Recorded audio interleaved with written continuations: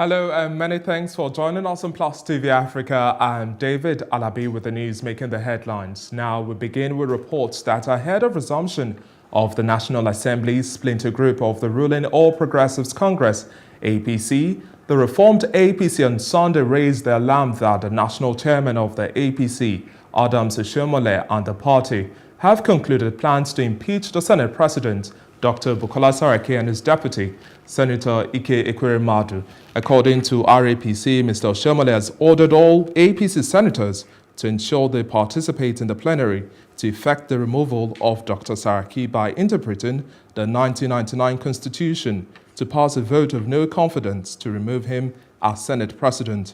However, RAPC, in a statement signed by the National Publicity Secretary, Kazeem Afegba, called on the Senate President to invoke the provisions of Section 68 of the Constitution as amended to declare the seat of Senator Godswill Akpabio vacant. Now, still talking party politics, the People's Democratic Party, PDP, on Sunday said Senate leadership positions did not belong to political parties, but to Nigerians. National Publicity Secretary of the party, Kola Ologbodiyan, stated this in a statement in Abuja and said principal officers in the chamber were elected by representatives of the people. Mr. Ologbodiyan advised the national chairman of the All Progressives Congress, Adams Oshiomhole, to stop moves to change the leadership of the Senate, saying such was completely out of his reach. He said Mr. Oshiomhole should stop thinking that the Senate leadership could be changed by orders of a political party when the law settled that such power was vested only by 2/3 votes, representing 73 of the 109 senators. Mr. Ologbodiyan also added that Nigerians could not be intimidated into their resolve to return the nation to the path of peace, national cohesion, and economic prosperity on the platform of the repositioned PDP in 2019. Now, away from those stories, we are telling you that there are some unforeseen circumstances as the High Court of Imo State will today kick off the hearing of Prince Eze Madumere's suit, challenging his impeachment. As at the last count, Mr. Madumere had filed no fewer than 4 suits to challenge every move taken by the State Chief Judge, the Speaker of Imo State House of Assembly, and Imo State of Assembly. You'll recall that when the lawmakers put together allegations against Mr. Madumere in preparation to begin the process of impeaching him, the embattled Deputy Governor sued the State Judge, the Speaker of Imo State House of Assembly, and the State House of Assembly. Mr. Madumere had in the suit urged the court to make 6 declarations, 2 orders, as well as raised 8 questions he prayed the court to answer. Now, talking security, the Nigerian Army said calm has been restored at Maiduguri Airport, which was seized for about 2 hours on Sunday by riotous troops that it described as unscrupulous in a statement today. Colonel Onyema Nwachukwu, Deputy Public Relations Director, Lafia Dole Operation Theatre Command, said the protest by a few unscrupulous troops happened while the command was conducting a redeployment of soldiers at the Maiduguri Airport, following a directive to review troops' deployment in Maiduguri metropolis to reinvigorate the security architecture of the city. The aggrieved soldiers claimed that they had overstayed and were resisting redeployment to Mate, one of the towns liberated by the military several years ago from the control of Boko Haram terrorists. The protesters are part of the special force deployed to provide air defense and enhance security at the airport. Now, a senior special assistant to Governor Willie Obiano of Anambra State, Randy Chima, has been found dead in his room on Nwakpodolu Avenue around Oka, the Anambra State capital. It was gathered that the governor's aide was last seen on Friday evening while he was ill and hearty. He said, and I quote, "I'm surprised to hear the story that Randy is dead. We were together on Friday. He was ill and hearty. A good man is gone. Randy exercised almost regularly at Ekweme Square," end of quote. The police public relations officer in the state, Haruna Muhammad, confirmed the incident on Sunday. He said there was a report at B Division, Oka, that one Randy Chima, aged 57 years, of Nwakpodulu Avenue and SSA to Anambra State Governor on audiovisual production, slept the previous night and did not open his door the next day. No fewer than 4 operatives of Inspector General of Police Intelligence Response Team were killed on Saturday in Kaduna State by gunmen suspected to be kidnappers. 6 of the kidnappers were also killed in the exchange of gunfire. The leader of the team, Abba Kyari, a deputy commissioner of police, confirmed the killings and the deaths of the policemen to the News Agency of Nigeria on Sunday.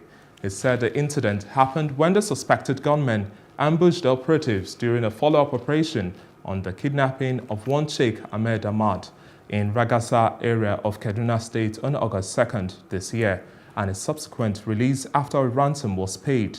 Quote, "Those killed are 3 police inspectors, Bernard Odibo, Haman Abubakar, Haruna Ibrahim, and 1 sergeant, Emmanuel Istefanus." Mr. Kerry has said very serious efforts are on course to ensure that the killers are brought to book. Now, in light of the recent nationwide backlash of the End SARS movement being advocated, Plus TV Africa's reporter Ifeoluwa Oshukoye spoke to Police Commissioner in charge of Federal SARS CP Haliru Gwandu, who says according to the Police Act and Regulation, it gives them the guidelines on how to punish errant members. Any SARS member who has committed wrong can certainly be fished out and punished accordingly, according to the law of the land. Under the police duties, we have what is called orderly room. We'll do the orderly room trial. If it warrants dismissal, you'll be dismissed. If it warrants reduction in rank, you'll be reduced. And where it requires that the way and the manner you err, you have to be dismissed and charged to court as well. We do same. We don't hide criminals. We don't tolerate criminals in uniform. We don't tolerate criminals in uniform. As far as I'm concerned, they have to operate within the ambit of the law. Anybody who has done anything contrary will have to pay in for a price. The law is very clear. We have the office of the police public relations officer. We have police complaint office. We have Sabicom. We have all the commanders. We have all the CPs of the states. We have the area commanders. Wherever the SARS are operating, they have to report themselves that they are within that area of jurisdiction. Their identity must be known. It's not hidden. In case of any infraction, they have to be checkmated. We have to call them to order. And that is by the process of putting them into the process of... August 12 marks the International Youth Day, and the United Nations Information Center in Lagos, in collaboration with other NGOs, marked the International Day of Youth with an aim of focusing on key issues that affect the youth. In line with the UN theme and objective for this year's celebration, the event offered a platform to discuss opportunities for safe spaces for young people to come together and engage in activities related to their diverse needs and interests. Plus TV Africa's Amaka Okoye was at this year's event and now files in the report. The International Youth Day is observed annually on the 12th of August. It serves as an opportunity for governments and others to draw attention to the issues that affect young people worldwide. During the International Youth Day, a theme is selected for the year. For this year, 2019, the theme is Safe Spaces for Youth. In Nigeria, we decided to focus on the digital space and the civic space. The digital space, as we have been discussing, is the safety of young people, our young people. Not only how safe they are in the digital space, but also how they can get opportunities in the digital space.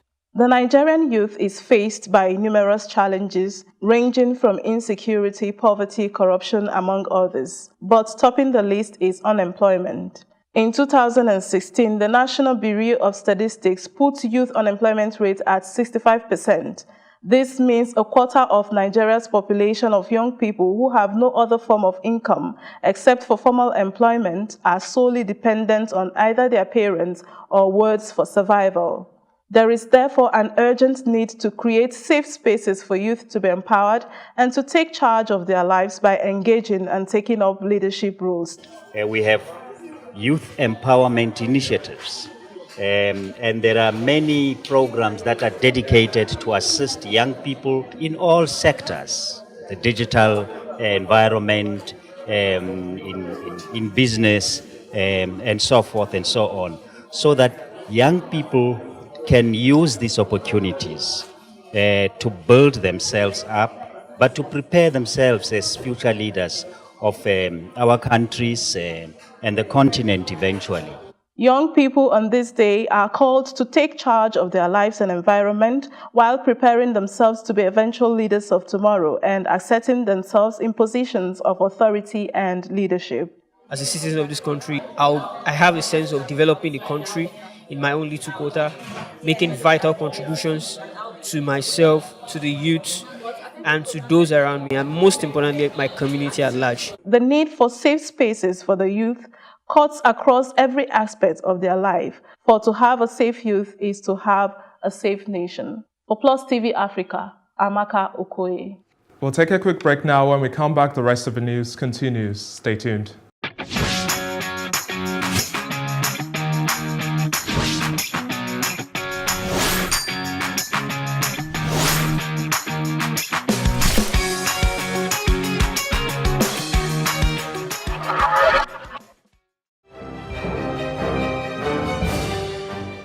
Glad to have you back. Now, Egyptian security forces have killed 12 suspected militants in raids on their hideouts in the North Sinai area, state news agency MENA reported on Sunday.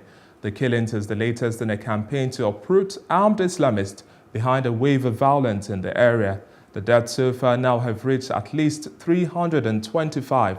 That is the number of suspected militants killed in the Sinai campaign, which began in February, according to Reuters, counts based on military statements.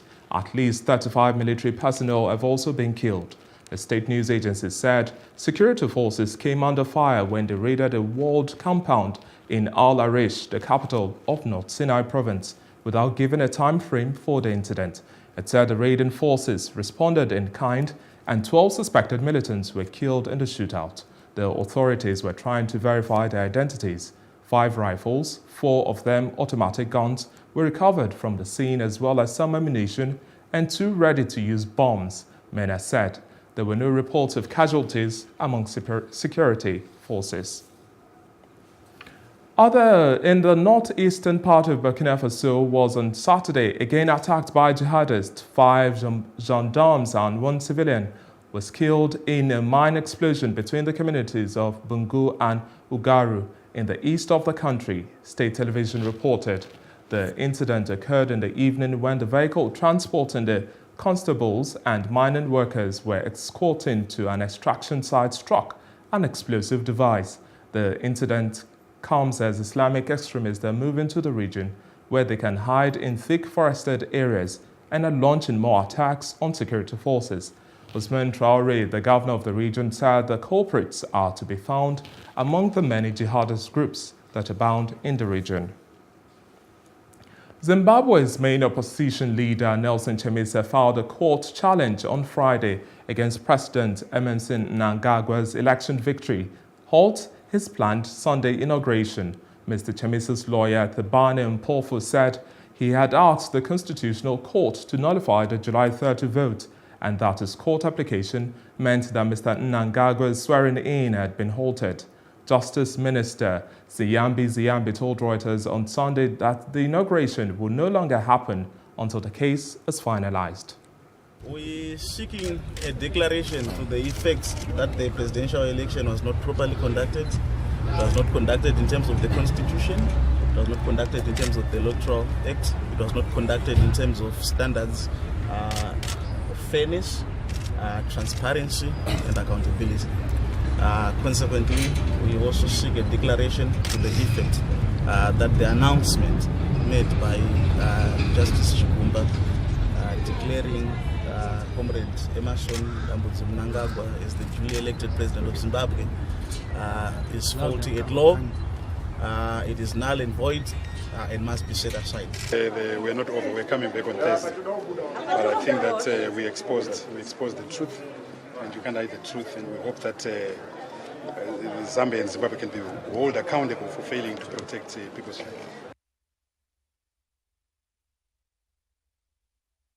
Rights groups have called on European governments on Sunday to tell a charity ship where it can dock and let more than 140 migrants rescued in the Mediterranean disembark in safety. The Aquarius, run by Franco-German charity SOS Mediterranean and Doctors Without Borders, rescued 141 people in 2 separate operations off the Libyan coast last week.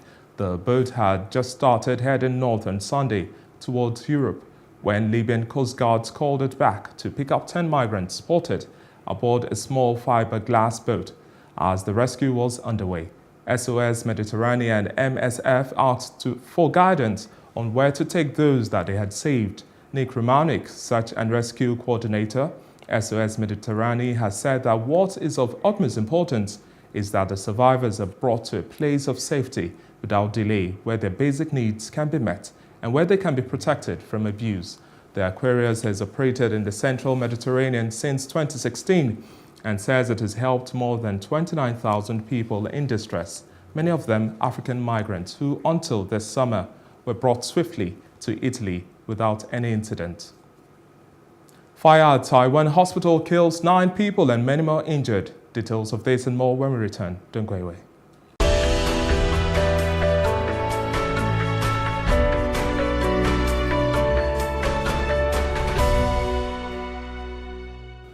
And on the foreign scene, a fire at a hospital in Taiwan has killed 9 people and injured 15 on Monday. Premier William Lai said that the health ministry was overseeing rescue efforts at the hospital in New Taipei City, where the fire was extinguished shortly after dawn. The fire broke out on the 7th floor of the building, which was used for hospice care. Media footage showed patients being wheeled out of the building in their hospital beds, while medical workers took others out on stretchers and into ambulances. Calls of ambulances lined up outside the hospital, waiting to take victims to medical centers. Taiwan authorities have launched an investigation into the cause of the blaze. North and South Korea have agreed to hold an inter-Korean summit in Pyongyang in September, the South's Unification Ministry said on Monday. North and South Korea officials held high-level negotiations at the border truce village of Panmunjom on Monday to discuss the summit. Korean leaders Kim Jong-un and South Korean President Moon Jae-in met in April and agreed to have another summit in autumn, this time in North capital, Pyongyang. Tayyip Erdogan, Turkey's president, wants manufacturers to shore up their lira by not using foreign currencies. Turkey has pledged it will take action to calm markets after the lira plunged to a new record low in Asian trading. The details will be unveiled shortly, the country's finance minister told Turkish newspaper. The lira lost 20% of its value versus the dollar on Friday. It had already fallen more than 40% in the last year. Up next is our business report with Edidiong Nwang. Enjoy.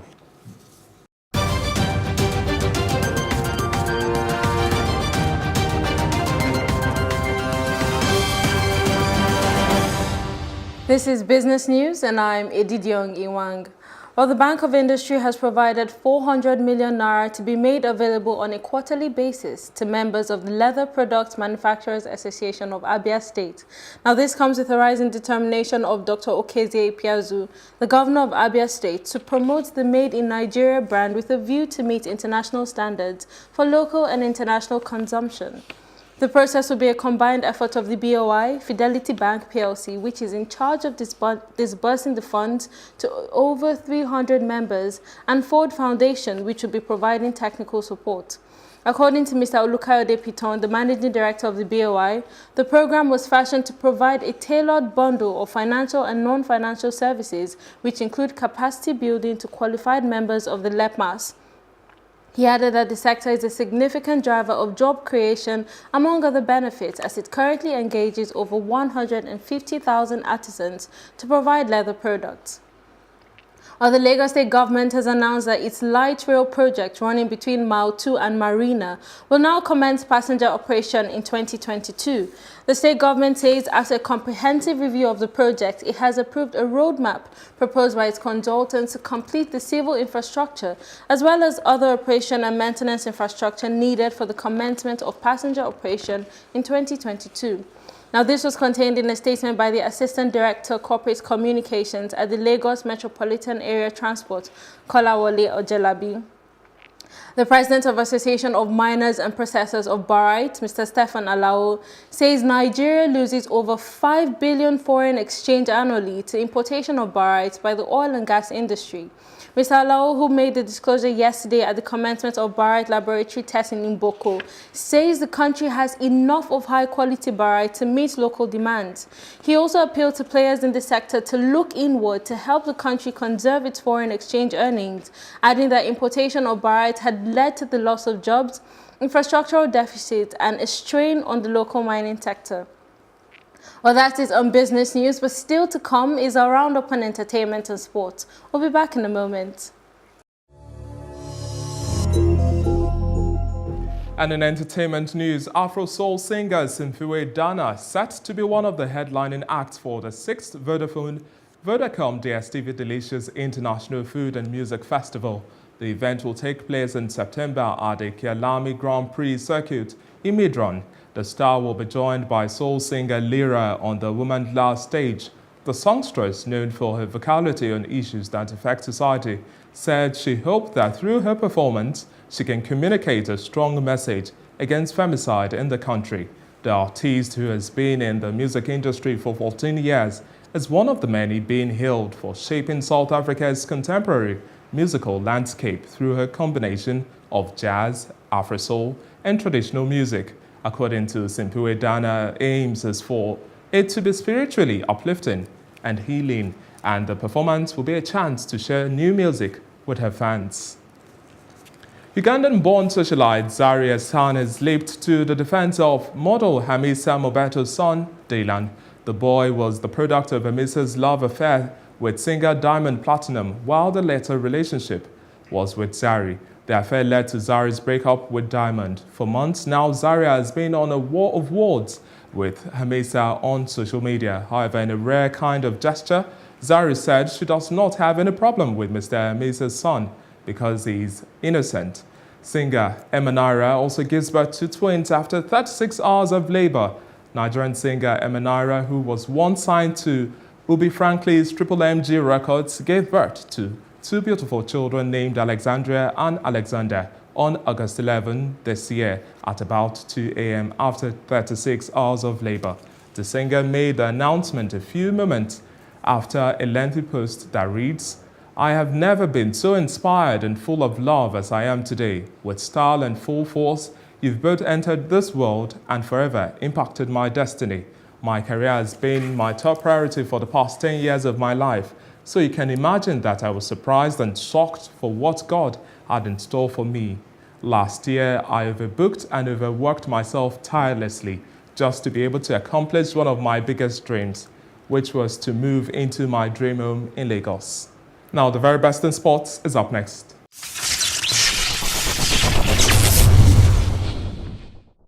Hello and welcome to Sport Update on Plus TV Africa. I am Udoka Njoko. Moving straight to football, Barcelona have taken part in the nine of the last 10 Super Cups, but this was the very first one to take place over just one leg and in a foreign country, Tangier, Morocco. And the video assistant referee came to play when he gave a goal which had been ruled out for offside, but Gerard Piqué leveled from close range and Ousmane Dembele then fired Barca into the lead. Sevilla had a late penalty when Ter Stegen fouled Alex Vidal, but he held Wissam Ben Yedder's weak spot kick. And for Sevilla, under new boss Pablo Machin, they were impressive in the game, but Barcelona's Super Cup win was the 6th in 9 years. And still on football, Brazil World Cup winner Ronaldo, who was on holiday in Ibiza, where he owns a home, says he will be discharged later today after being admitted in a hospital in Ibiza with pneumonia. And the 41-year-old said that he had been in intensive care. And the former Real Madrid forward, who also played for Barcelona, Inter Milan and AC Milan, thanked his fans for their love and well wishes. The striker's career ended 7 years ago when he hung up his boots up after 2 years with Corinthians in Brazil. And in tennis, world number 1 Rafael Nadal beat unseeded Stefanos Tsitsipas to win the Rogers Cup in Toronto, bringing the Greek's stunning run to an end and making it Rafael Nadal's 80th ATP Tour title. And Tsitsipas, who turned 20 on Sunday, beat Dominic Thiem, Novak Djokovic and Alexander Zverev en route to the final, but lost 6-2, 7-6, 7-4. And 3 hours after Nadal's 4th Rogers Cup victory, he released a statement on his social media platforms to announce that he won't play the 2018 Cincinnati's Western and Southern Open. And that's all we can take on Sport Update on Plus TV Africa. I am Udoka Njoku. Many thanks, Udoka. Now that's our news roundup of events at this hour. For more news updates, please follow us at Plus TV Africa on Facebook, Twitter and Instagram. And do subscribe to our YouTube page at Plus TV Africa. We'll be back later with more stories making the headlines. Do join us again. I'm David Alabi. Have a great day.